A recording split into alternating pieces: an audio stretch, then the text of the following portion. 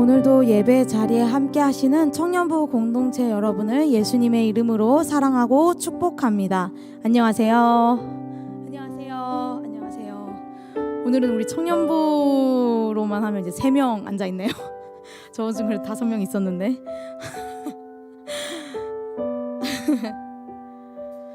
우리 이제 앞으로 예배를 시작하기 전에 함께 손을 모으고 기도하고 시작하고 싶어서 이제 앞으로 예배 시작 전에, 그러니까 찬양 시작 전이죠. 찬양 시작 전에 우리 기도로 예배를 준비했으면 좋겠어요. 그래서 우리 1시에 예배 시작하는데 이번 주부터 다음 주 앞으로 있는 주일까지는 계속 이제 1시에 자리에 함께 해주셨으면 좋겠습니다. 물론 여기에 지금 앉아 계시는 분은 아주 잘 지켜주시고 계시지만 혹시 이제 예배 끝나고 다른 청년부와 인사할 때 우리 앞으로 예배 시간에 기도하고 시작한대, 그러니까 1시에 자리 좀 하자, 이렇게 격려도 해주시고 동기부여도 같이 해줬으면 좋겠어요.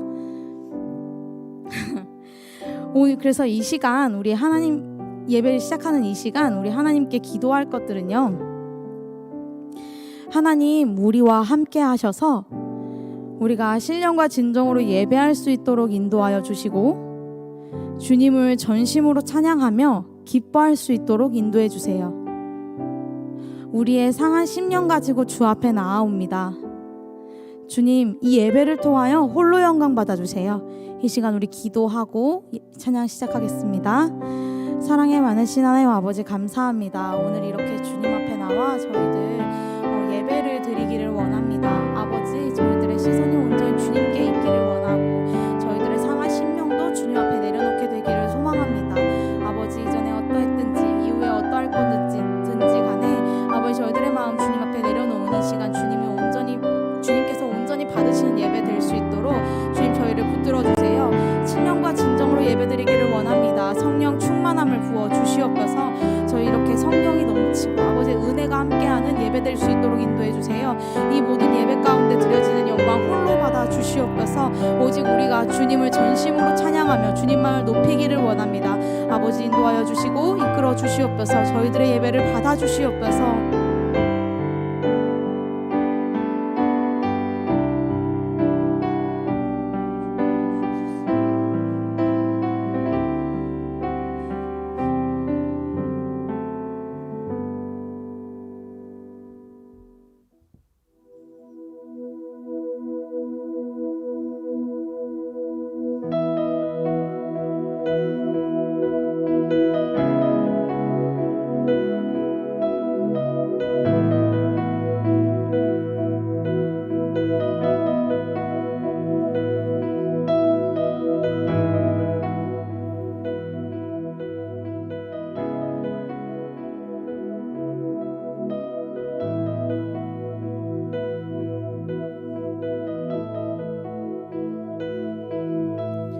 내게로부터 눈을 들어 주를 보기 시작할 때 주의 일을 보겠네. 내 작은 마음 돌이키사 하늘에 꿈꾸게 하네. 주님을 볼 때 내게로부터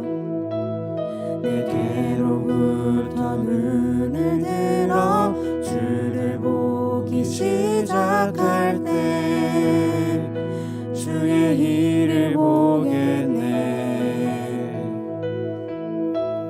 내 작은 마음 돌이키사 하늘을 꿈꾸게 하네. 주님을 볼 때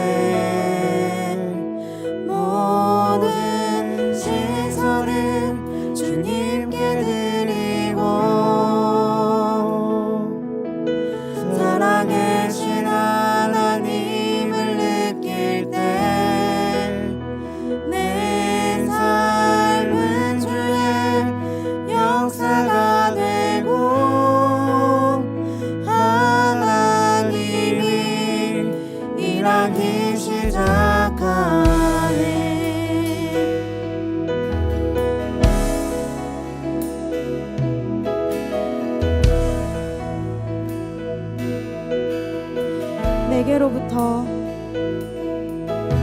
내게로부터 눈을 들어 주를 보기 시작할 때 주의 일을 보겠네.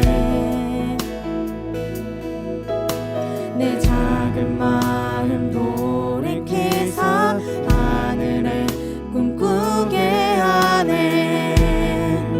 주님을 볼 때 성령이 나를 변화시켜 성령이 나를 변화시켜 모든 두려움 사라질 때 주의 일을 보겠네. 황폐한 땅 한가운데서 주님 마음 알게 되리. 주님을 볼 때 모든 시선을 주님께 드리고 살아계신 하나님을 느낄 때 내 삶은 주의 역사가 되고 하나님이 일하기 시작. 모든 시선을 주님께 드리고 살아계신 하나님을 느낄 때 내 삶은 주의 역사가 되고 하나님이 다시 한번 찬양합시다. 일하기 시작. 모든 시선을 주님께 드리고 살아계신 하나님을 느낄 때 살아계신 하나님을 느낄 때 내 삶은 주의 역사가 되고 하나님이 일하기 시작하네.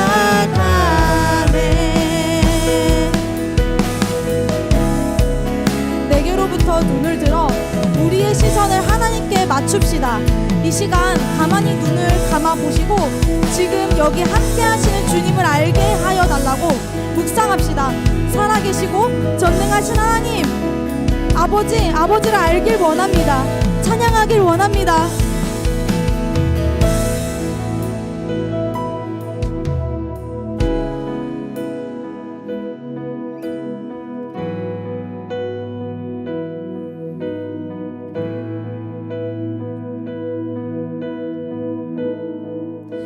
주님의 영광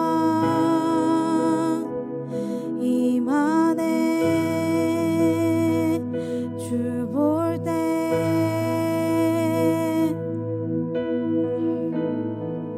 주님의 영광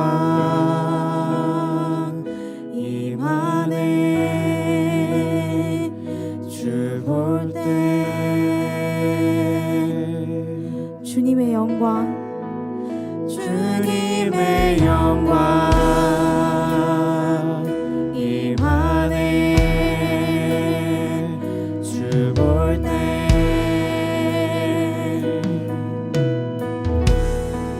주님의 영광 임하네.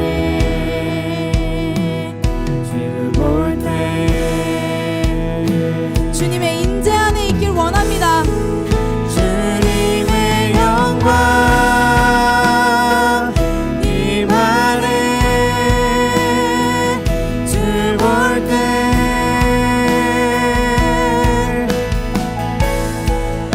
주님의 영광 임하네. 주 볼 때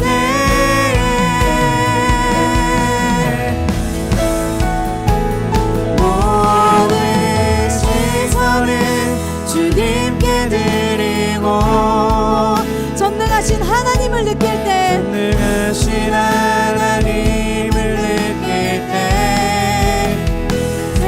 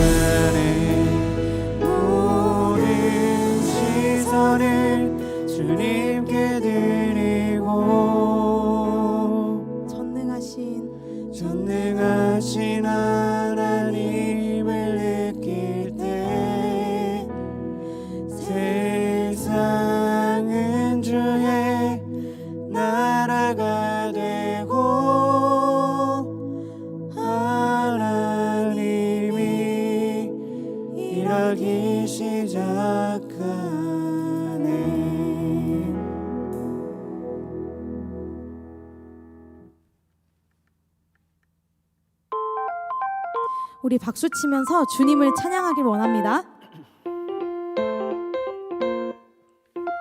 내 진정 사모하는 내 진정 사모하는 친구가 되시는 구주 예수님은 아름다워라.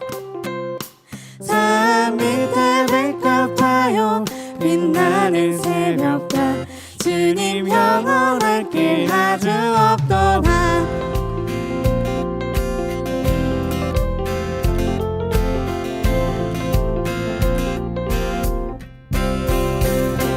내 맘의 모든 영역 이 세상 보랄 것 주님 항상 같이 하여 주시고 시험을 당할 때에 악마의 대교를 즉시 물리치사 날 지키시네.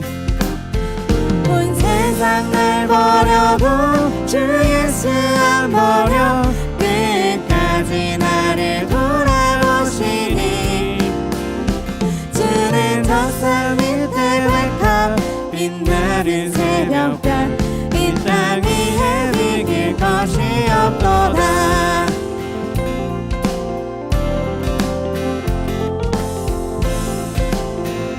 내 마음을 다하여서 내 맘을 다하여서 주님을 따르면 길이 나를 사랑하리니 물불이 두렵지 않고 장검도 없네.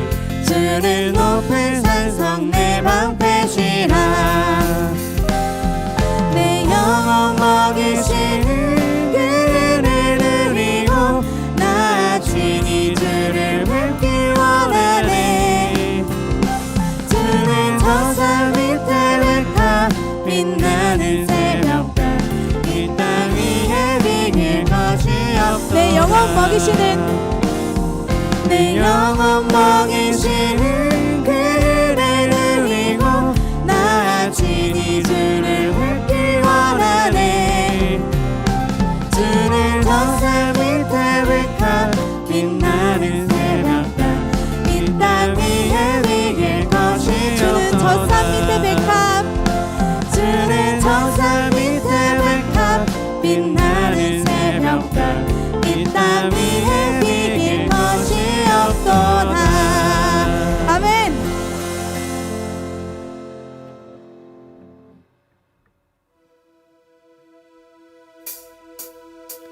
나보다 나를 잘 아시는 주님 내가 주를 떠나 어디로 가겠나이까. 나 어딜 가든지 주의 손이 나를 인도하시며 주의 오른손이 나를 붙드시리다. 나를 창세전부터 계획하시고 지금까지 인도하시네. 하나님이여 주의 생각이 어찌 그리 보배로우신지요.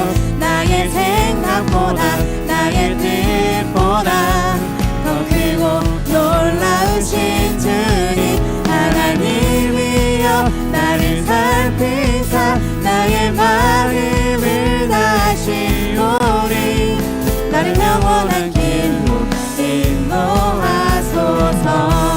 나보다 나를 잘 아시는 주님 아멘. 내가 주를 떠나 어디로 가겠나이까. 나 어딜 가든지 주의 손이 나를 인도하시며 주의 오른손이 나를 붙드시리라.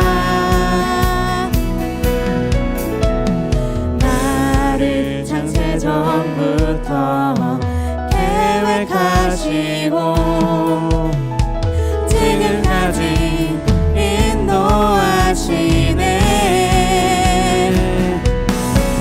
하나님이여 주의 생각이 어찌 그리 보배로우신지요.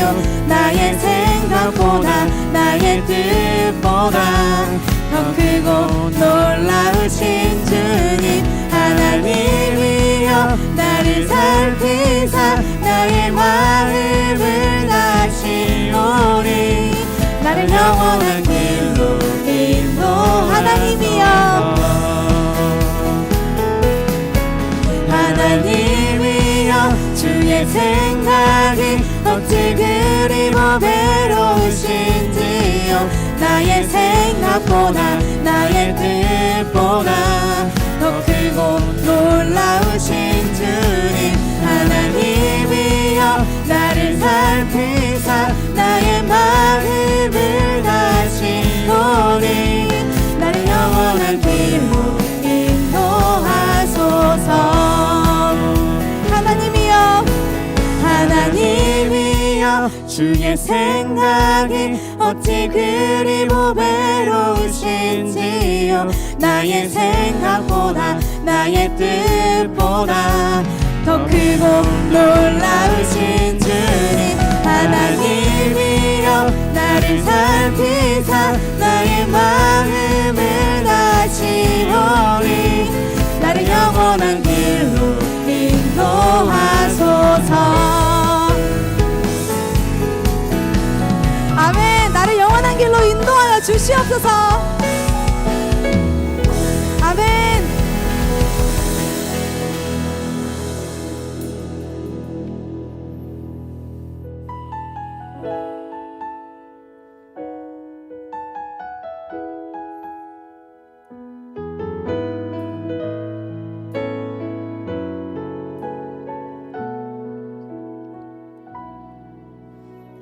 날 위해 십자가에서 깨뜨리신 사랑, 오늘도 그 사랑 안에 나 거합니다. 주님의 생명 내 안에 있고 주님의 사랑 날 강권하니 나 오늘도 주께 내 삶을 깨뜨립니다. 오 주여 내 삶을 깨뜨립니다. 주머리 위에 붓습니다. 내 모든 삶과 생명을 주님 얻으소서. 오 주여 내 삶을 깨뜨립니다. 주머리 위에 붓습니다. 주님께라면 아깝지 않습니다.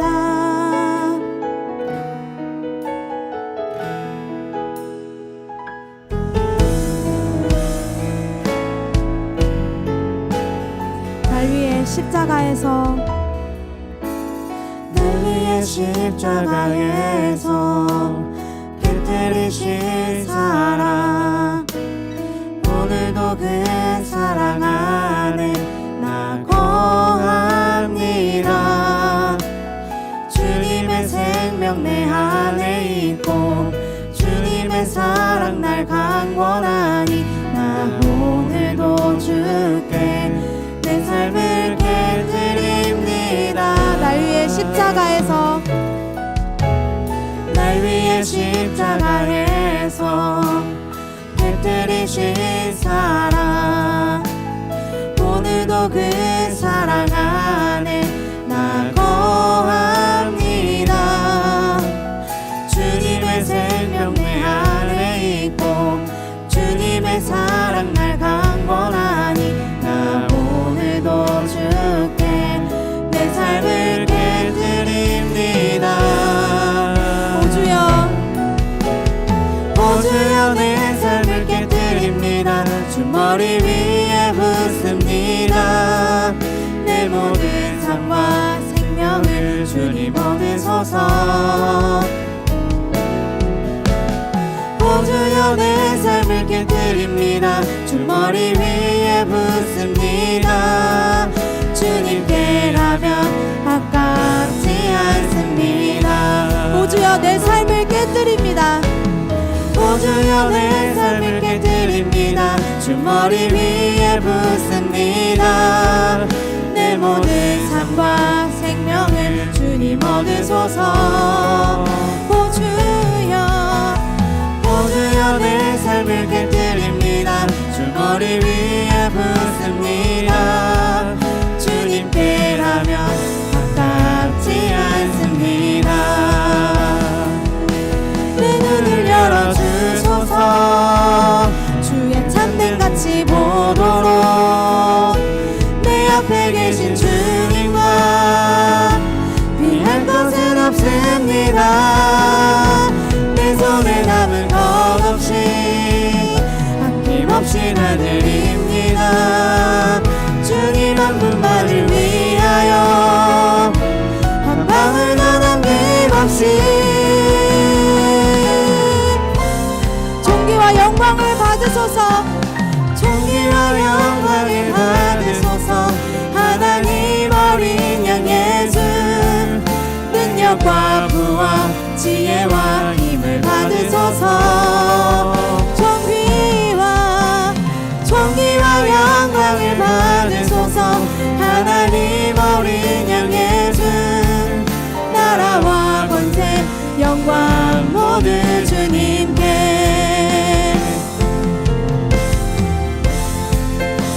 받으소서. 존귀와 영광을 받으소서. 존귀와 영광을 받으소서. 하나님 어린 양 예수 능력과 부와 지혜와 힘을 받으소서. 존귀와 영광을 받으소서. 하나님 어린 양 예수 나라와 권세 영광 모두 주님께. 존귀와 영광을 받으소서. 존귀와 영광을 받으소서. 하나님 어린 양 예수 능력과 부와 지혜와 힘을 받으소서.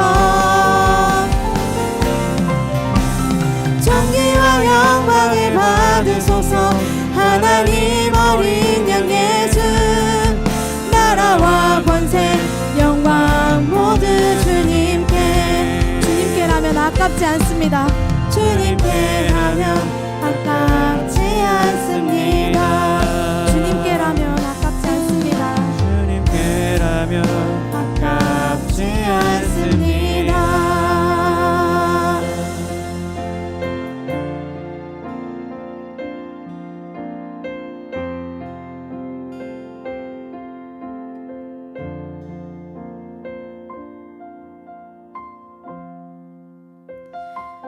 오늘도 내 삶을 깨뜨리길 원하는 주 머리 위에 붓길 원하는 주의 자녀들이 모여 예배합니다.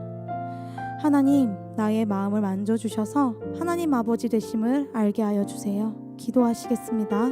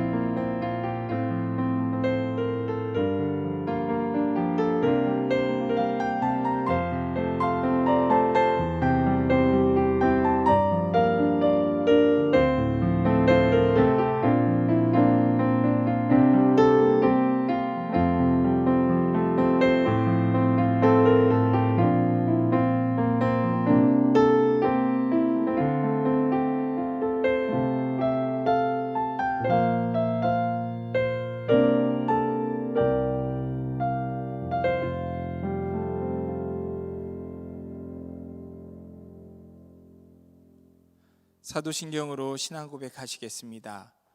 전능하사 천지를 만드신 하나님 아버지를 내가 믿사오며 그 외아들 우리 주 예수 그리스도를 믿사오니 이는 성령으로 잉태하사 동정녀 마리아에게 나시고 본디오 빌라도에게 고난을 받으사 십자가에 못 박혀 죽으시고 장사한 지 사흘 만에 죽은 자 가운데서 다시 살아나시며 하늘에 오르사 전능하신 하나님 우편에 앉아 계시다가 저리로서 산자와 죽은 자를 심판하러 오시리라. 성령을 믿사오며 거룩한 공회와 성도가 서로 교통하는 것과 죄를 사하여 주시는 것과 몸이 다시 사는 것과 영원히 사는 것을 믿사옵나이다. 아멘. 2장 찬송으로 영광 올리겠습니다.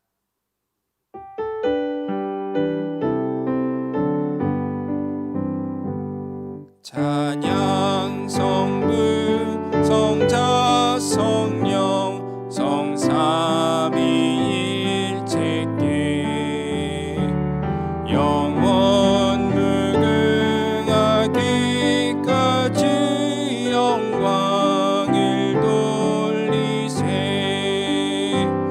영광을 돌리세.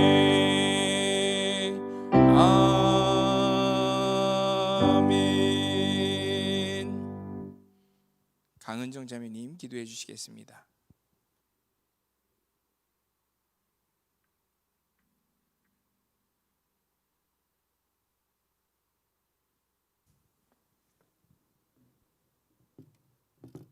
기도하시겠습니다. 사랑의 하나님, 오늘도 아버지 전에 나와 예배할 수 있도록 발걸음을 인도하여 주셔서 감사합니다. 한 주간 살아가면서 하나님을 잊고 지낸 날들이 있었습니다. 죄임을 알면서도 짓는 죄, 죄인 줄 몰라서 짓는 죄, 하나님 죄 가운데 살아가기를 선택한 저희를 용서하여 주시고 다시 주의 말씀으로 무장하여 전신갑주를 입고 우리의 삶의 자리로 나아갈 때 주의 자녀, 주의 제자된 삶을 살아갈 수 있도록 붙들어 주세요. 주의 말씀은 내 발의 등이요 내 길의 빛입니다. 인생길 걸어가는 우리를 말씀으로 가르치시고 인도하여 주세요. 듣는 말씀 중에 들을 귀를 허락하시고 주의 말씀을 이해할 수 있도록 지혜를 허락하여 주세요. 말씀을 전하시는 목사님 주의 능력으로 덧입혀 주시고 성령을 충만히 부어주세요.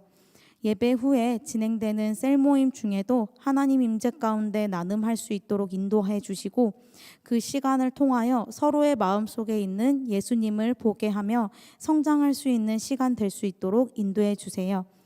특별히 주님께서 허락하신 셀 모임 공동체를 사랑으로 인도하는 셀 리더에게 이스라엘 백성을 사랑하는 마음으로 구하여 주었던 솔로몬의 지혜를 허락해 주세요.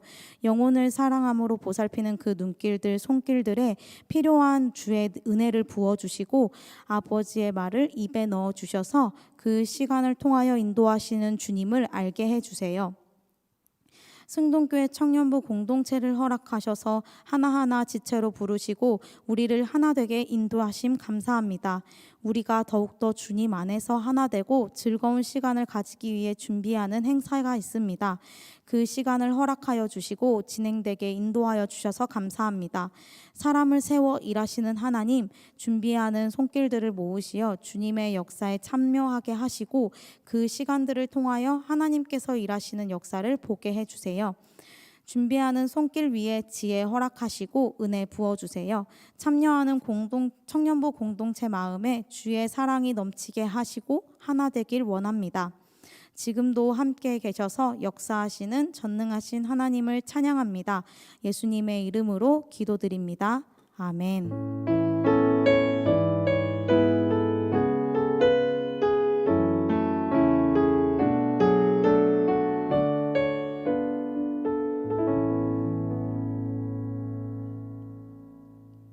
오늘 주시는 하나님의 말씀은 마가복음 8장 27절로부터 9장 1절까지의 말씀입니다.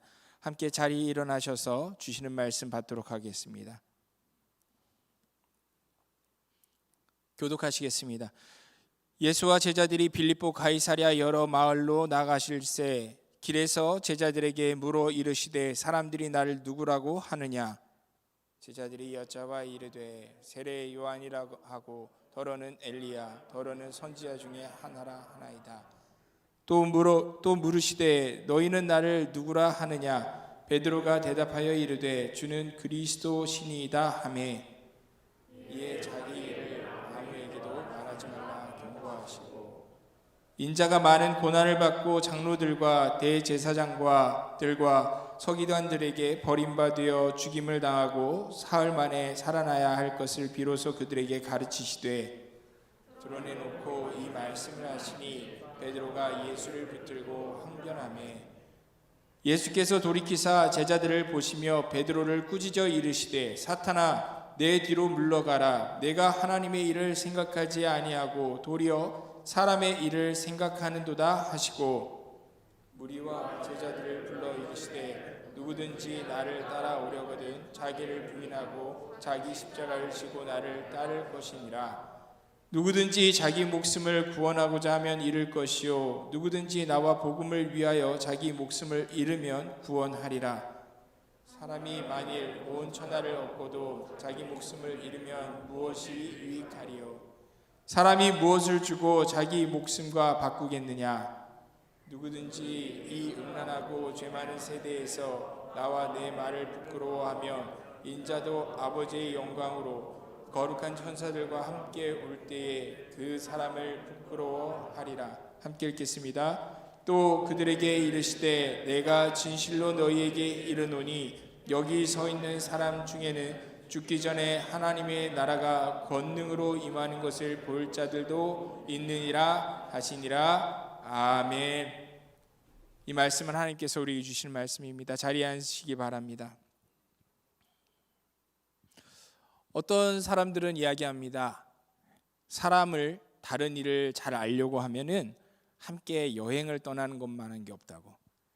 그도 그럴 것이 지금까지 다른 시간, 다른 장소, 다른 방향으로 살아왔던 이들이 함께 같은 시간, 같은 장소, 같은 방향을 향해서 같이 걸어가다 보면 서로가 얼마나 다른지를 알게 되고 또 얼마나 닮은 면이 있는지를 새롭게 발견하게 되기 때문인 것 같습니다. 그리고 길든지 짧든지 그 여행길이 끝이 나게 되면 사람들은 고민하고 또 결정하게 되겠죠. 앞으로 내 인생길에 있어서 그 사람과 같이 계속 걸어갈 수 있을지 아니면 여기서 헤어져야 할지. 그런 점에서 예수님께서 그 대부분 갈릴리 바다 주변에 그렇게 흩어져 살아가고 있었던 사람들에게 나타나 그렇게 외치셨죠. 때가 찼고 하나님의 나라가 가까이 왔으니 회개하고 복음을 믿으라. 그리고 그분은 그 중에서도 몇몇 사람들에게 자신을 따라올 것을 말씀하셨습니다. 나를 따르라. 이 일은 모두에게 큰 변화의 시작이었습니다. 그들 모두가 살아온 모습이 너무나 달랐습니다. 어떤 이는 어부였고 또 다른 이는 세리였습니다. 어떤 사람은 시골 출신인데 또 어떤 이는 도시 출신이었습니다. 어떤 사람은 광야로 나가서 세례 요한의 제자의 삶을 살았던 적도 있지만 또 어떤 이들은 그냥 보통 사람들 살아가는 대로 그렇게 대충 살아오기도 했습니다. 심지어 어떤 사람은 로마 제국에 협조해서 평안을 추구하는 삶을 살기도 했는가 반면 또 어떤 이는 늘 품속에 비수를 품고 다니면서 그 이방인과 그 협조자들을 만나면 암살하려고 죽이려는 그런 분노의 삶을 살아오기도 했습니다. 얼핏 보았을 때 공통점보다 차이가 더 많아 보이는 이 12명의 사람들을 예수님은 제자로 부르셨습니다. 그리고 그들을 이끌고 앞서서 그 길을 먼저 걸어가기 시작하셨습니다. 그렇게 갈릴리 지역을 두루 다니면서 천국의 복음을 선포하고 많은 사람들을 고치셨습니다. 질병뿐만이 아니라 그리고 평생 귀신에 억눌려 있었던 그 영혼들이 그분의 명령 한마디에 자유로워졌습니다. 하지만 그분을 보고 만난 이들 중에서 누구보다 하나님을 자신들은 섬기고 있다 그렇게 자부하고 있었던 바리새인들이 아이러니하게도 예수님을 거부했습니다. 특히 그분이 죄인들의 그 죄를 사해 주시는, 그 사함받았다, 그 죄를 사함받았다 선포하시는 그 모습을 보면서 그들은 분노를 참지 못했습니다. 어떻게 사람이 다른 사람의 죄를 사해 줄 수 있느냐라는 것이죠. 그들의 논리는 일면 설득력이 있어 보입니다. 왜냐하면 아담 이래로 모든 사람들이 다 죄인인 것은 성경이 말하는 사실이기 때문인 것이죠.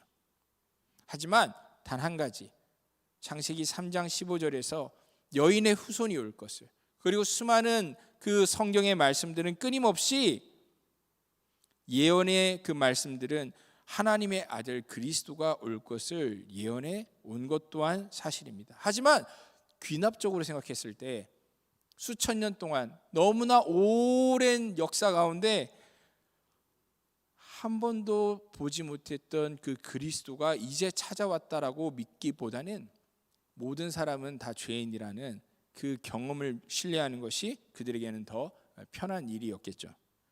그렇게 자신들의 경험과 판단 안에서 하나님의 말씀과 그리고 예수 그리스도를 바라보는 이 바리새인들 앞에 예수님께서는 불가능해 보이는 중풍병 걸린 사람의 그 병을 고치는 그날이 죄 사함을 선포했습니다.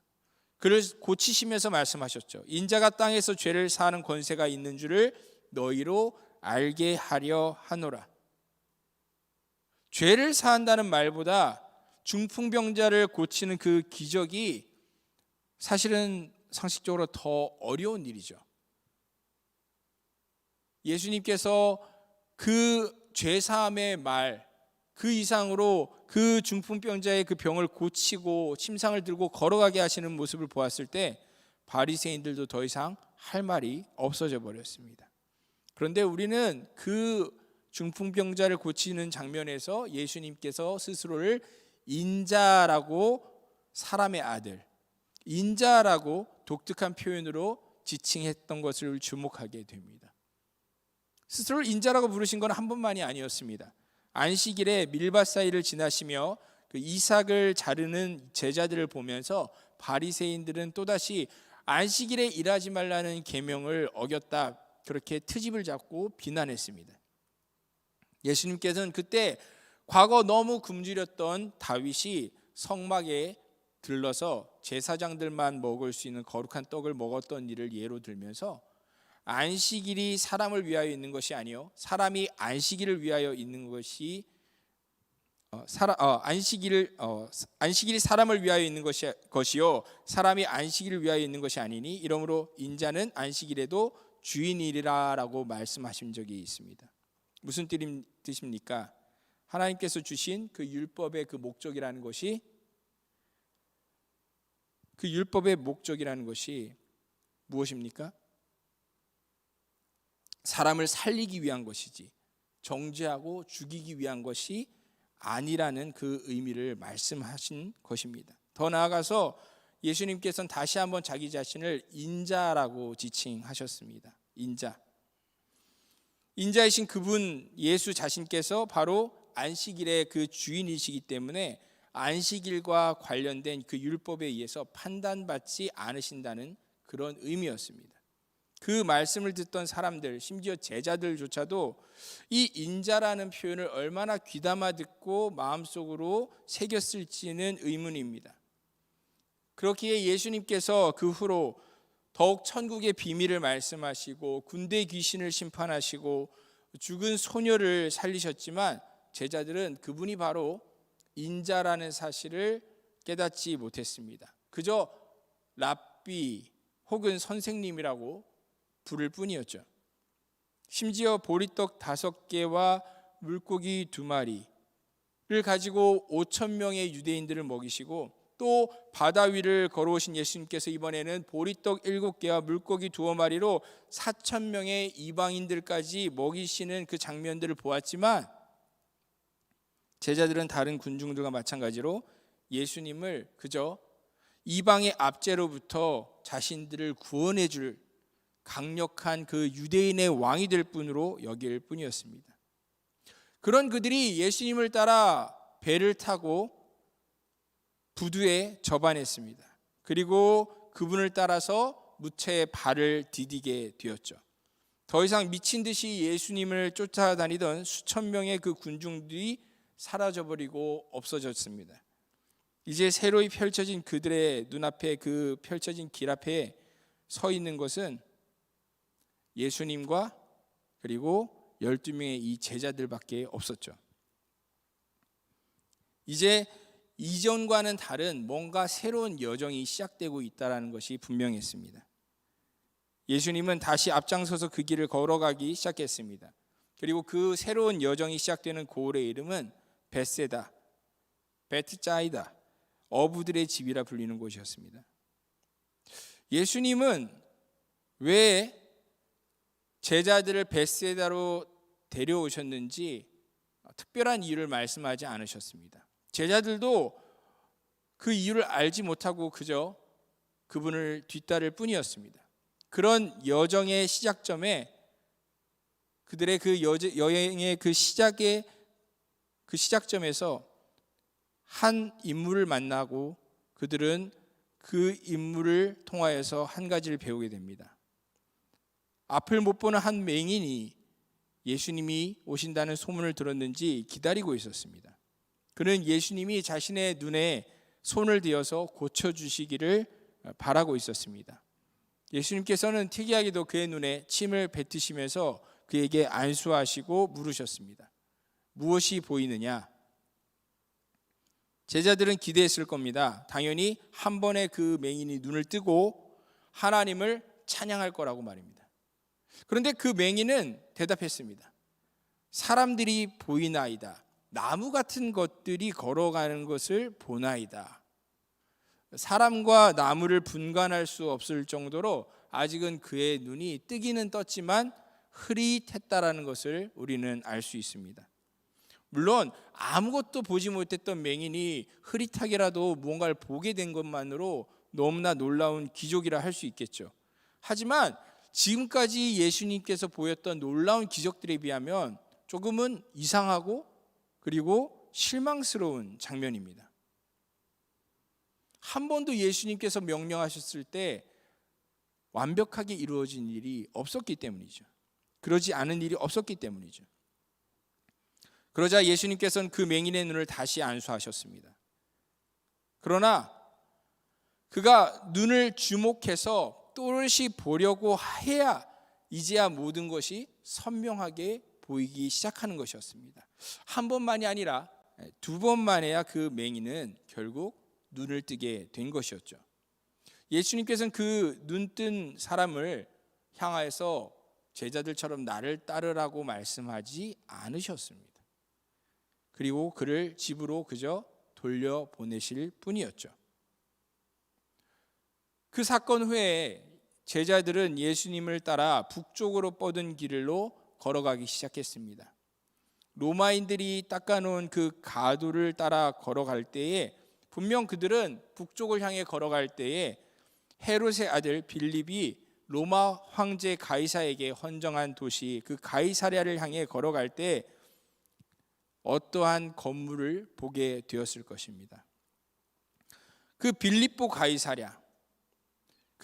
가이사랴를 향해서 가는 길에 그들은 그 언덕 옆에 아주 당당하게 자리 잡고 있는 하얀 석조 건물을 보게 되었을 것입니다. 사진을 한번 볼까요? 지금 호르바트 오므리트라고 불리는 그 언덕배기에는 잔해가 남아 있습니다. 그 잔해는 가이사 아구스도를 위하여서 헤롯이 그의 환심을 사기 위하여서 그 황제를 신으로 모시며 지은 세 개의 신전 중에 하나의 자리라고 할 수 있습니다.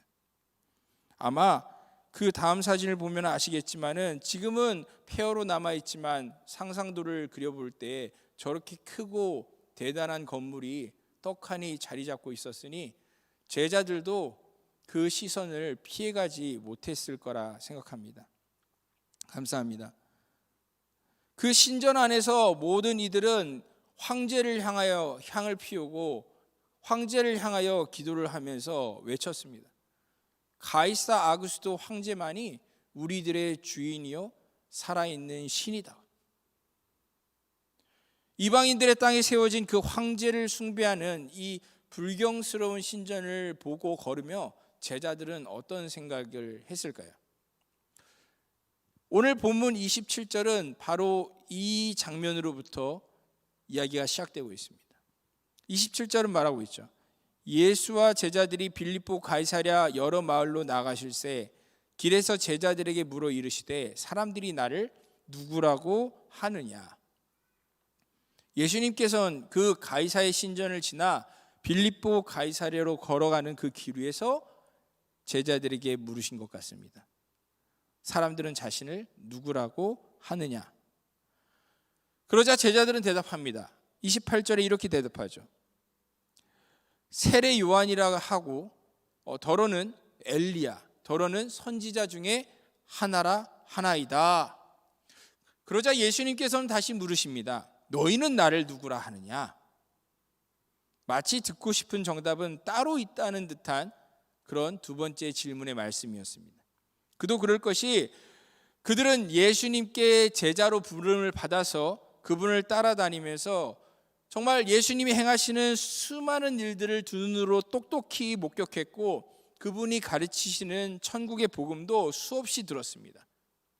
이제 새로운 여정을 시작하면서 예수님께서 이 질문을 하시는 것은 그렇습니다. 일종의 시험이었던 겁니다.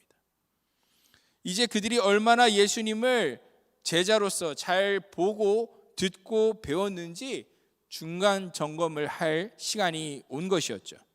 과연 제자들은 예수님의 테스트에 정답을 말할 수 있었을까요?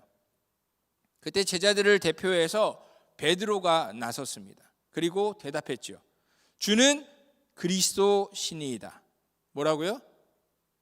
주는 그리스도 신이이다.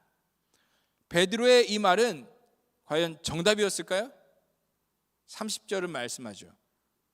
이에 자기의 일을 아무에게도 말하지 말라 경고하시고 딩동댕 정답이었습니다.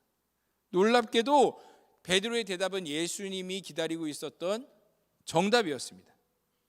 예수님의 정체가 바로 누구라고요? 바로 그분이 진정한 주님이었던 겁니다. 모든 사람들이 당시 자신들의 주인은 로마 황제 가이사이고 그분이야말로 진정한 신의 아들이다, 신이다, 그렇게 신전을 만들어서 추앙하는 그런 그 우상 숭배를 그렇게 강압당하고 있었던 세대 가운데 정말 똑같이 기적을 보고 똑같이 복음을 들었던 다른 군중들과 바리새인들은 깨닫지 못했던 그런 놀라운 믿음의 통찰이 베드로의 입을 통해 고백되어지는 순간이었습니다. 그런데 이상하게도 그 정답을 들으신 예수님께서는 그 진실을 아직 아무에게도 알리지 말라고 명령을 하십니다. 왜 그러셨던 걸까요? 모든 유대인들에게 있어서 그들이 기다리던 그 메시아 그리스도가 이 땅에 오셨다라는 그 소식만큼 더 좋은 굿뉴스가 어디 있겠습니까? 그런데도 예수님께서는 왜 자기의 일을 아무에게도 알리지 말라 그렇게 말씀하셨던 걸까요? 우리는 그 다음 절에서 이유를 명확하게 알게 됩니다. 31절에 이렇게 말씀이 되어 있죠. 인자가 많은 고난을 받고 장로들과 대제사장들과 서기관들에게 버림받아 죽임을 당하고 사흘 만에 살아나야 할 것을 비로소 그들에게 가르치시되. 이게 무슨 말입니까? 사람들이 아직 예수가 그리스도라는 그 사실을 알아서 안 되는 이유가 뭐라고요? 결국에는 지금 걷고 있는 이 여정의 끝에, 이제 시작된 그 여정의 끝에 예수가 받는 고난을 받고 사람들에게 버림받아서 죽임을 당해야 하기 때문이라는 것입니다. 그것도 누구보다 하나님의 말씀을 믿고 하나님의 나라를 기다리며 살아간다고 하는 이스라엘 유대의 장로들과 대제사장들에 의해서 말입니다. 그뿐만이 아닙니다. 더 기이한 이야기는 그 다음에 이어집니다. 무엇이었죠? 예수님은 자신이 죽은 지 사흘 만에 다시 살아날 것이라고 말씀하셨습니다. 아니, 구약 성경이 예언하는 그 세상을 심판하고 장차 세상을 다스릴 그런 하나님의 아들 그리스도가 사람들, 그것도 하나님 백성들의 그 손에 의해서 죽을 것이라는 것도 말을 믿기 힘든 판인데, 어떻게 그가 죽은 지 사흘 만에 사람이 다시 살아난다라는 걸까요? 아마 제자들은 이 충격적인 말씀을 어떻게 받아들여야 할지 몰라서 머리가 멍했을 것이 분명합니다. 자기들 딴에는 분명 이게 정답이다 생각하고 베드로를 통해서 그렇게 정답을 고백을 했다, 맞추었다, 기뻐하고 있었을 것인데, 지금 가고 있는 이 여정이, 이제 시작된 이 여정의 끝이, 그 목적이 예수의 그 고난과 죽음이라는 말에 도저히 받아들이기가 힘들었을 것입니다. 아니, 다윗의 자손이, 유대인의 왕이 결국에는 이 길의 끝에는 정말로 이방 원수들을 무찌르고 우리 모두가 정말로 그렇게 바라던 그 예루살렘이 회복되어지고 하나님의 영광을 세상 가운데 우리가 드러낼 수 있는 그런 놀라운 일이 기다릴 거라고 믿고 따르고 있는데, 그 끝이 죽음이라니 배신감마저도 들었을 것입니다. 그렇게 본다면 그 다음 이어지는 베드로의 행동이 충분히 이해됩니다. 32절에 어떻게 행동합니까? 드러내놓고 이 말씀을 하시니 베드로가 예수를 붙들고 항변하니, 예수를 붙들고 항변하매라고 기록되어 있습니다. 이 말에 이 수제자인 베드로가 예수님을 붙들었다는 겁니다. 헬라어 원어를 직역하면은 더 이상 이상한 말, 엉뚱한 말 하지 못하도록 그를 저쪽 사람들이 없는 곳으로 끌어다가 데리고 가가지고 그를 꾸짖었다라는 겁니다. 예수님께서 풍랑과 바람에게 잠잠하라고 꾸짖었던 것과 똑같은 동사, 그 동사를 쓰면서 베드로가 감히 예수님을 꾸짖은 겁니다. 어떻게 해요? 아니 선생님, 이 좋은 분위기 다 깨는 이상한 소리 좀 하지 마세요. 아니 모두가 다 이 끝이, 이 여정의 끝이 해피엔딩으로 끝나기를 바라고 있는데 혼자 정말로 가서 죽는다는 소리, 죽임당하고 고난당할 거라는 소리, 그런 맥 빠진 이상한 소리 하지 마세요. 우리들 기분이 뭐가 됩니까? 나이 많은 제자가 젊은 스승을 길 한쪽으로 끌고 가서 지금 꾸짖는 겁니다. 그랬더니 33절에 예수님이 뭐라고 외치십니까? 예수께서 돌이키사 제자들을 보시며 베드로를 꾸짖어 이르시되 사탄아 내 뒤로 물러가라. 내가 하나님의 일을 생각하지 아니하고 도리어 사람의 일을 생각하는도다 하시고, 자기를 꾸짖는 베드로를 예수님께서는 어떻게 해요? 꾸짖으십니다. 호되게 꾸짖으십니다. 뭐라고까지요? 사탄아 물러가라고. 세상 물정 모른다고 그렇게 스승에게 잔소리하는 이 베드로를 이젠 예수님께서 그가 하나님의 뜻을 모른다고 하나님의 일을 대적하는 사탄 마귀에게 지금 네가 이용당하고 있다고 호되게 꾸짖으신 겁니다. 그리고 제자들 모두를 눈길을 마주치시면서 동시에 꾸짖으신 겁니다. 왜요? 이 베드로와 제자들이 기대했던 그 길은 십자가의 길이 아니었기 때문이죠. 과거 사탄이 예수님께 보여주었던 그 세상 영광의 길이기 때문입니다. 예수님께서 공생애를 시작하시기 전에 광야에서 40일간 금식하시면서 자신의 그 육체를 가난하게 만드시면서까지 하늘 아버지 뜻에 순종하려 하셨던 그 자리에 누가 나타났었습니까? 사탄이 나타났었죠. 마귀가 나타나서 뭐라고요? 정말 당신이 하나님의 아들 메시아라면 돌을 떡이 되게 하라, 그렇게 유혹하지 않았습니까? 성전 높은 곳에서 뛰어내려서 다치지 않는 모습을 사람들에게 보여줘서 네가 그리스도라는 것을 증명해 보라고 이야기했죠.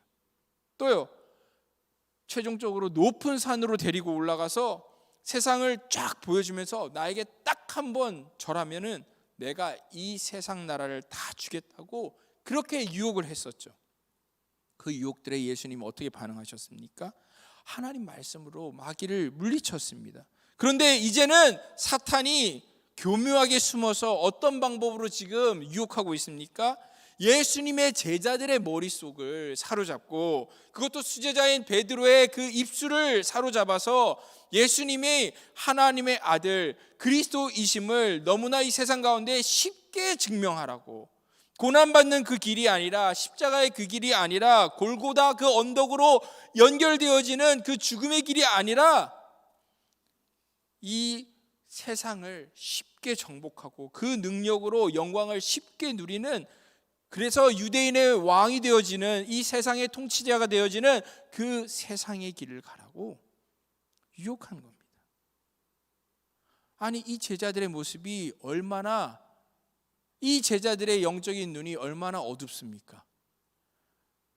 그들이 예수님과 이미 갈릴리에서 긴 여행을 마치고 이제 새로운 여행을 시작했는데, 예수님께서 첫 번째 그 여정을 통해 가지고 그들을 제자로 부르셔서 이끌고 다니시면서 그들을 가르치시고 보여주시고 깨닫게 해주셨는데도 불구하고 그들은 한 번의 영적인 눈이 떠지질 않았습니다. 마치 아까 만났던 그 벳세다에서 만났던 그 맹인의 모습과 다를 바가 없는 겁니다.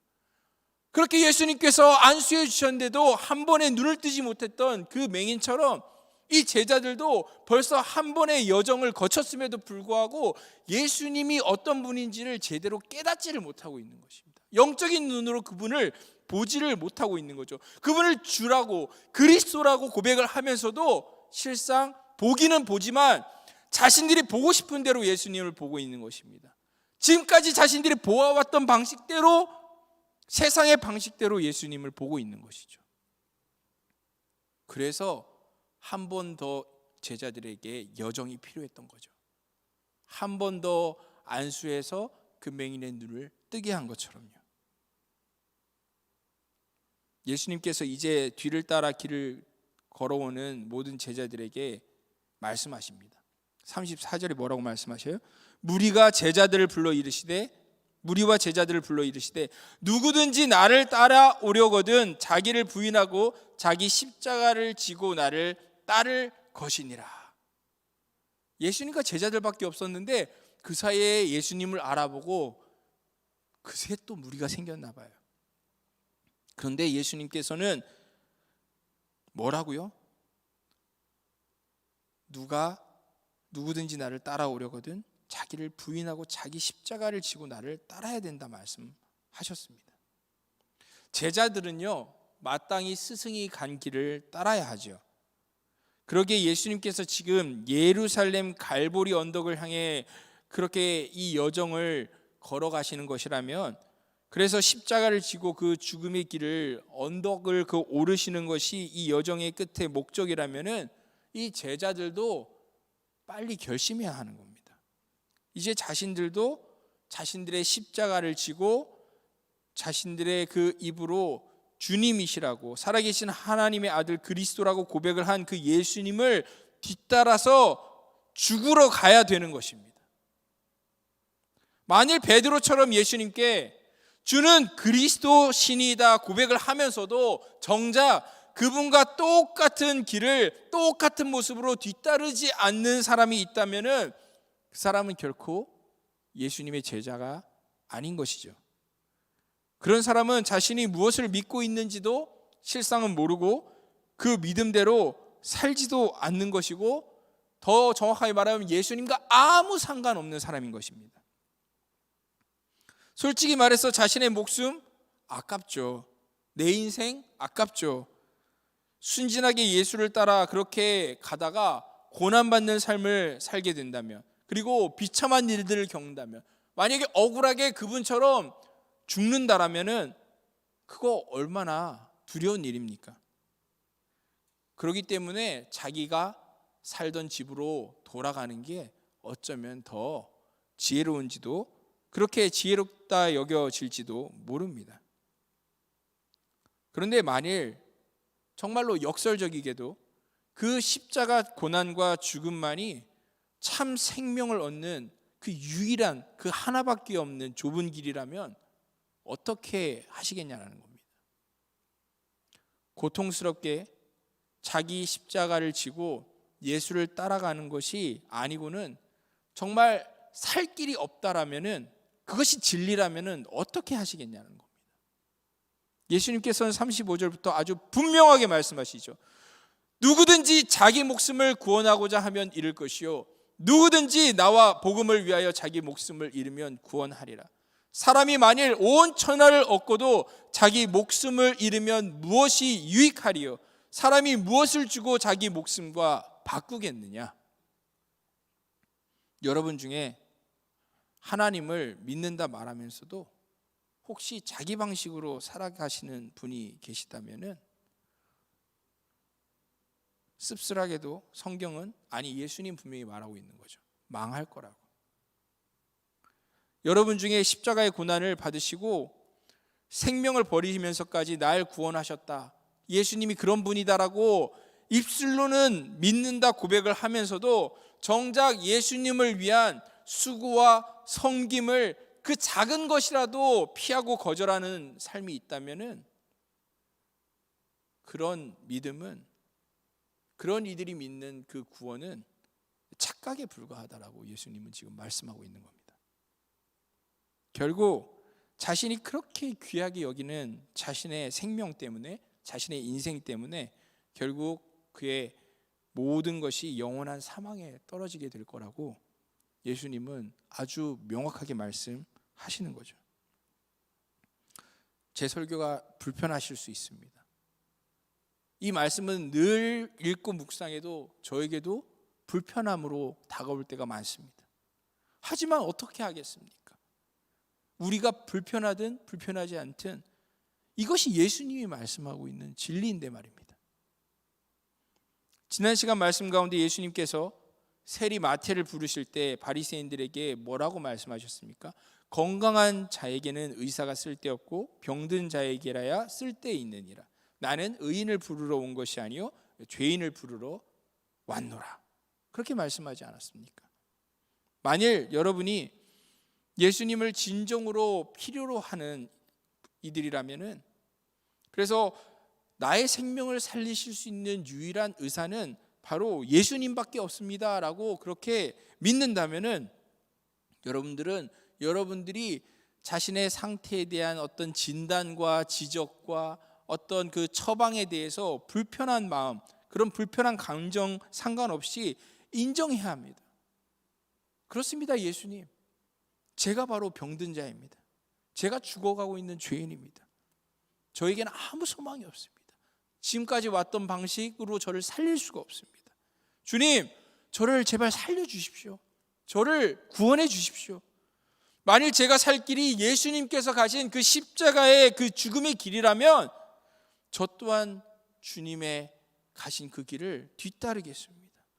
주님 죽으신 그 언덕에 저도 오르고 주님 죽으신 자리에서 저도 죽겠습니다. 주님께서 제 이름을 불러서 제자로 불러주셨다면 이제 저도 주님 가신 그 길을 끝까지 따라가겠습니다. 주님, 믿음 주세요. 제발 믿음 주셔서 그 길 끝까지 따라갈 수 있게 도와주세요. 그 옛날 선지자 다니엘은 예언했죠. 언젠가 사람의 아들 같으니 인자가 구름을 타고 와서 하나님과 모든 백성, 나라 민족들 앞에서 권세와 영광을 받으시고 영원히 다스리실 것이라고 말입니다. 하지만 또한 예언했습니다. 그 인자를 따르는 성도들은 세상 제국을 상징하는 열불난 짐승에게 피 흘려 쓰러질 것이고 한때와 두때와 반때 동안 심한 괴로움을 당할 것이라고 말입니다. 무슨 말입니까? 예수 그리스도께서, 그 인자 되신 예수 그리스도께서 분명 영광을 받을 것이지만 그분에게 성도라 불리는, 그분의 제자라 불리는 무리들은 반드시 괴로움을 피할 수 없다라는 것입니다. 이사야 선지자는 또 뭐라고 말씀했습니까? 53장에 너무나 우리가 잘 아는 말씀이지 않습니까? 그는 멸시를 받아 사람들에게 버림받았으며 간고를 많이 겪었으며 질고를 아는 자라. 마치 사람들이 그에게 얼굴을 가리는 것 같이 멸시를 당하였고 우리도 그를 귀히 여기지 아니하였도다. 그는 실로 우리의 질고를 지고 우리의 슬픔을 당하였거늘 우리는 생각하기를 그는 징벌을 받아 하나님께 맞으며 고난을 당한다 하였노라. 항상 우리는 고난을 그리고 어떤 고통을 두려워하는 마음 가운데 그것을 저주라고 생각하고 그것을 정말 하나님이 주시는 벌이라고 생각할 때가 너무도 많습니다. 그런데 예수님께서 인자 되신 그리스도께서 그 세상 죄를 위하여, 아니 나의 죄를 위하여서 고난을 자청하시고 십자가의 그 죽음을, 그 잔을 받으셨다는 것을 생각할 때에 우리는 고난에 대해서, 아니 그 십자가 예수 그리스도의 제자의 삶으로 인하여서 우리의 삶에 찾아오는 그 고난에 대해서 우리는 조금은 다른 묵상을 해보게 되는 것입니다. 사랑하는 형제자매 여러분, 다시 말씀드리지만 오늘 제 설교가 불편하신 분들 있을 수 있습니다. 이해합니다.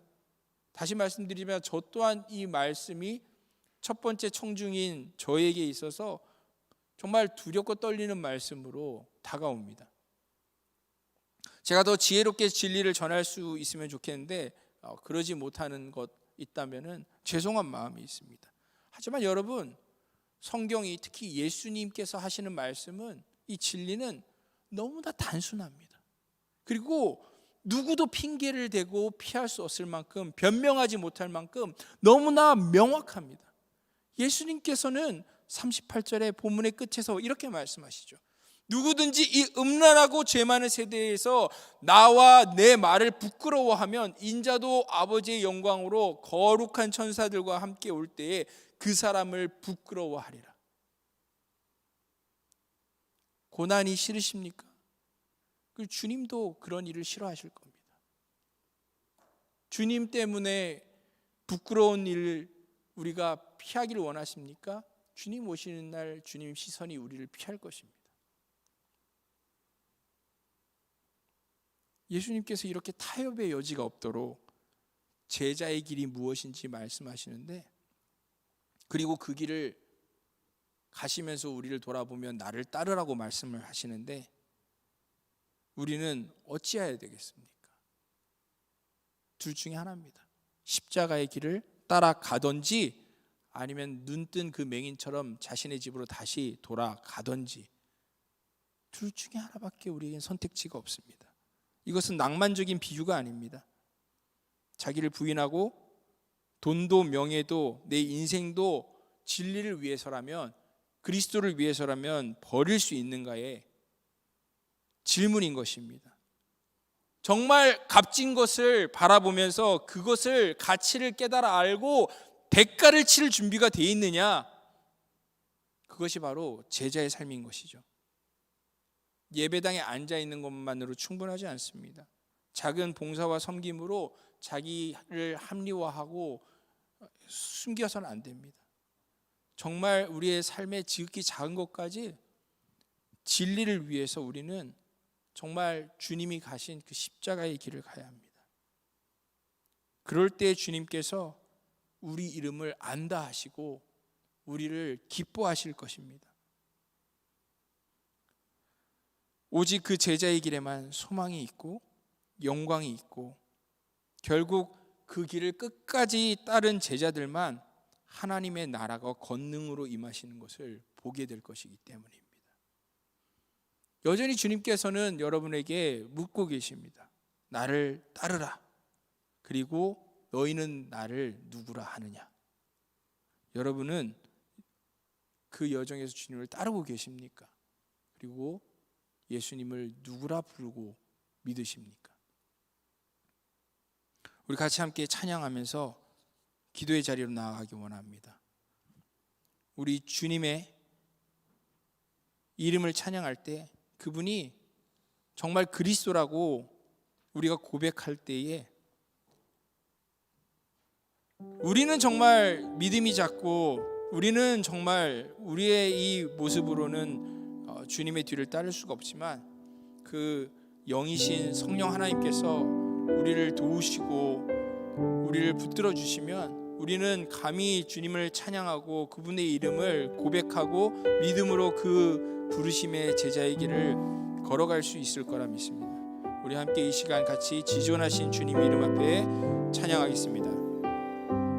지존하신 주님, 지존하신 주님 이름 앞에 모두 무릎 꿇고 다 경배.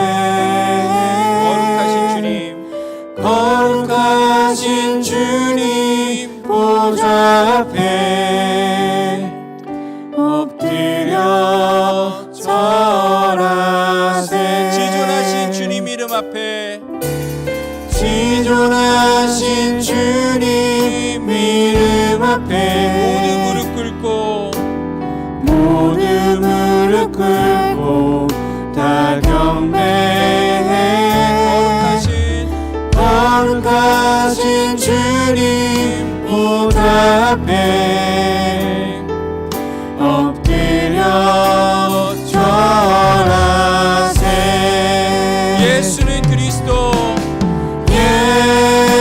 예수는 그리스도, 예수는 주, 예수는 주. 하나님의 영으로 경배드리리. 예수는 그리스도, 예수는 그리스도,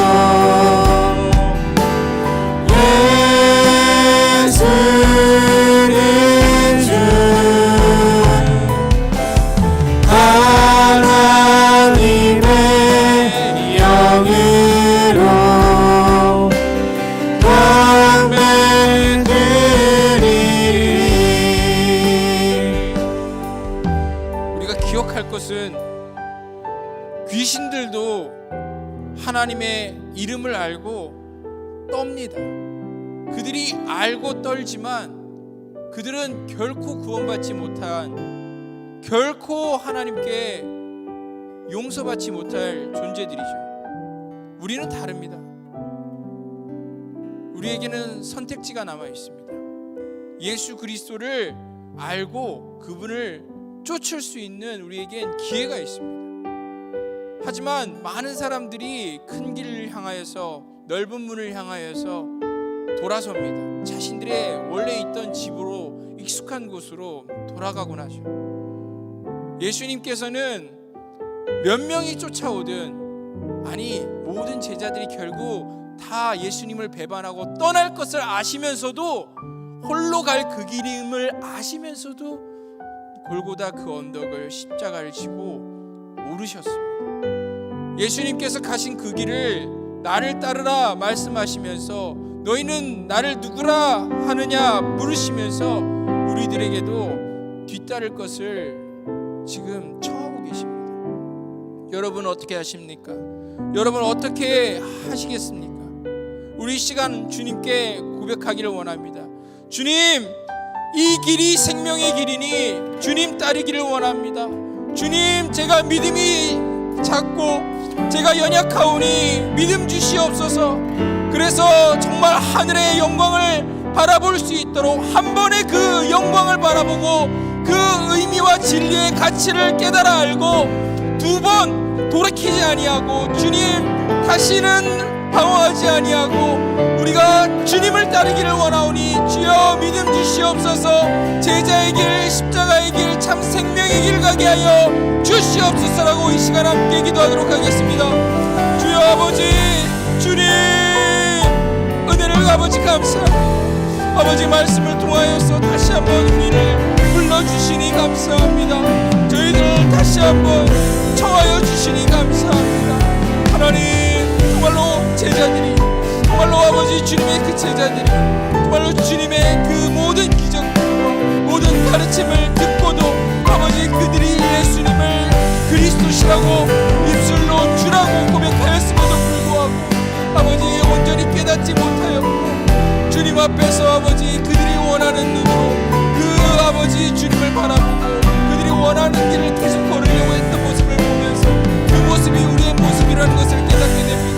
주님 바라옵건대 아버지 어리석은 저희들의 눈을 주셔서 믿음의 눈을 밝혀 주셔서 아버지 주님의 택하신 길을 아버지 저희도 눈을 아버지 뜨고 바라보게 하여 주시고 그 길이 아버지 참 진리의 길, 생명의 길이고 유일한 소망의 길이라는 것을 깨달아 알고 우리도 제자의 길을 아버지 따르게 하여 주시옵소서. 우리 주님과 주님을 닮은 그 길을 아버지 가기를 원합니다. 하나님 저희들은 연약하오니 아버지 붙들어 주셔서 아버지 믿음 주셔서 성령이여 아버지 성령이여 하나님의 영으로 우리를 붙들어 주셔서 주님을 영광스럽게 하는 그 경배하는 그 길을 제자의 길을 아버지 저희도 갈 수 있게 아버지 하여 주시옵소서. 주님을 아버지 평생 그리스도라 고백하기를 원합니다.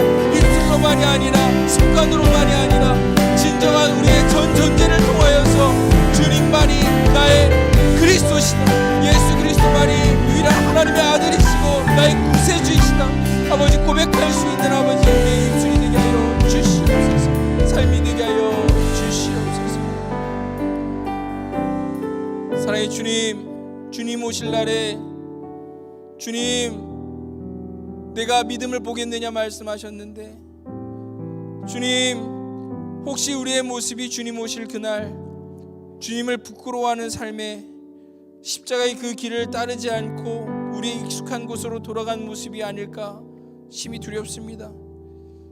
주님께서 이렇게 진리의 말씀을 너무나 명확하고 분명하게 말씀하심에도 불구하고 끊임없이 우리는 내가 믿고 싶은 대로 내가 보고 싶은 대로 내가 행하고 싶은 대로 행하는 어리석은 이들임을 주님 고백합니다. 바라옵건대 주님 저희를 불쌍히 여겨 주시옵소서. 주님 제자들에게 은혜를 베풀어 주시고 제자들을 사랑하실 때 오래 참아 사랑하시며 끝까지 사랑하셨던 것처럼 주님 저희들에게 그 은혜를 베풀어 주시옵소서.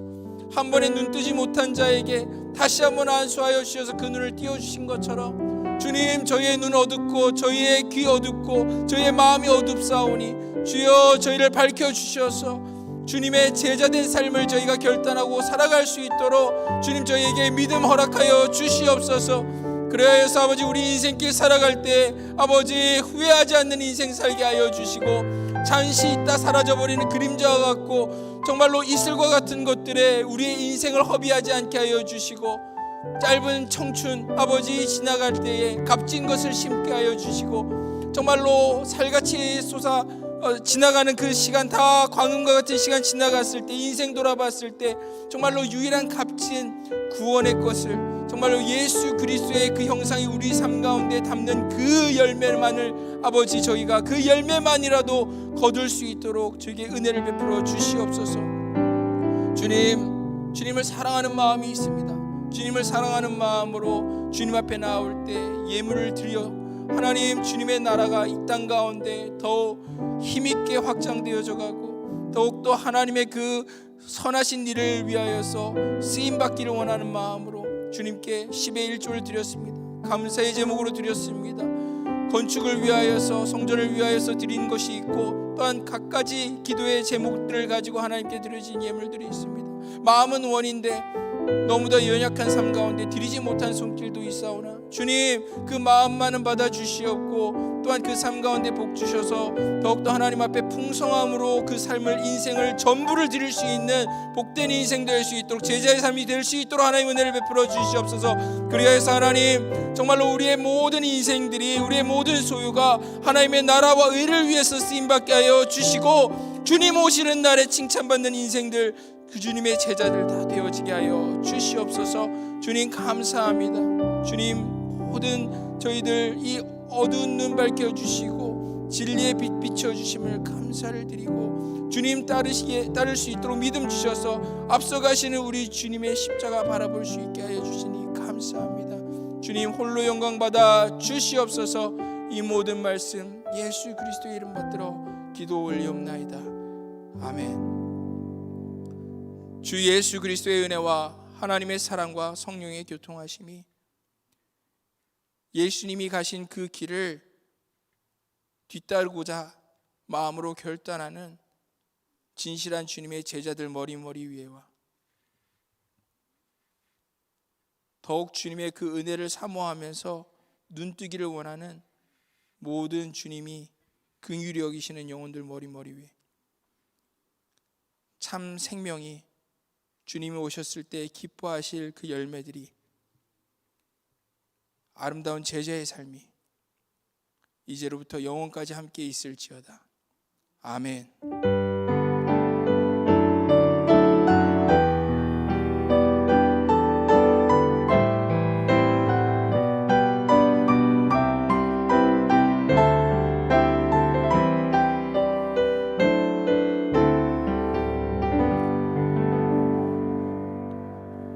네, 광고 시간입니다. 3부 예배는 청년 예배 형식으로 드리지만 누구나 참여가 가능한 예배이오니 모두가 기쁜 마음으로 예배에 참석해 주시기 바랍니다. 본 예배는 헌금 수집 시간이 예배 중에 따로 마련되어 있지 않습니다. 들어오실 때 예배당 뒤에 있는 헌금함에 넣어주시면 저희가 감사함으로 하나님께 봉헌하도록 하겠습니다. 교회 소식은 없고 청년부 소식 전달해 드리도록 하겠습니다. 오늘은 1부, 2부 각각 나누어서 부서별로 연합 셀 모임을 진행합니다. 셀 모임을 통한 풍성한 나눔과 자율적인 그 단합 행사 가운데 하나님 안에서 하나 되는 은혜로운 시간 되시길 바랍니다. 두 번째로 다음 주일인 30일은 예배 후에 외부 장소를 빌려서 청년부 단체 행사를 진행을 합니다. 외부 단독 공간에서 단체 식사와 교제 시간을 마련했으니 함께 참여하셔서 하나 되는 시간 되시길 바랍니다. 많은 활동이 있는 건 아니고 간단한 레크레이션 한두 가지랑 또 고기 구워 먹고 또 편안하게 쉬시면서 시간을 보내는 일정으로 계획을 하고 있고요. 시간은 3시부터 8시까지 예정되어 있고 지금 신청을 받고 있습니다. 이 참가자 신청은 인원수 파악 정도로 생각을 하고 있는데 이걸 하는 이유가 원활한 행사 준비를 위해서 저희가 하고 있는 것이니까 가급적 그 참석이 가능하신 분들은 가급적 신청을 하셔서 함께 해 주시면 감사하겠습니다. 이걸 사전 신청을 깜빡하고 못해도 당일 참여가 가능하니까 이 점은 참고해 주시기 바랍니다. 이상이고요. 모두 자리에서 일어나셔서 마지막 찬양으로 예배 마치도록 하겠습니다.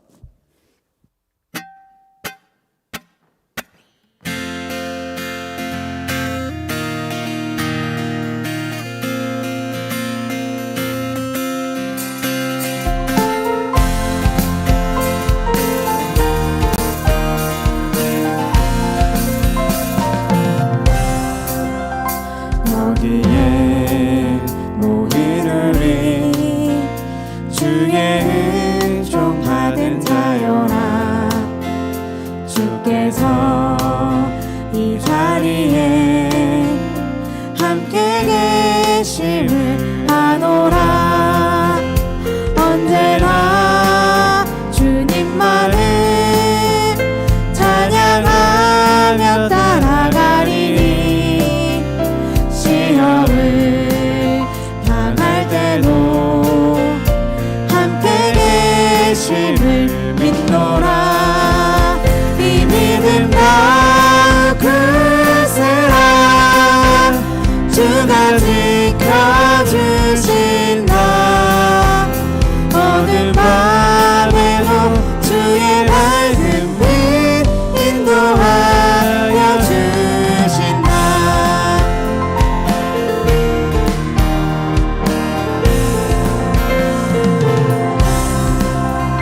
주님이 뜻하시니 헤아리기 어렵더라도 언제나 주 뜻 안에 내가 있음을 아노라. 여기에 모인 우리 사랑받는 주의 자녀라. 주께서 뜻하시니 우릴 통해 펼치신다. 사랑의 말씀들이 나를 더욱 새롭게 하리. 때로는 넘어져도 최후 승리를 믿노라. 이 믿음 더욱 굳세라. 주가 지켜주신다.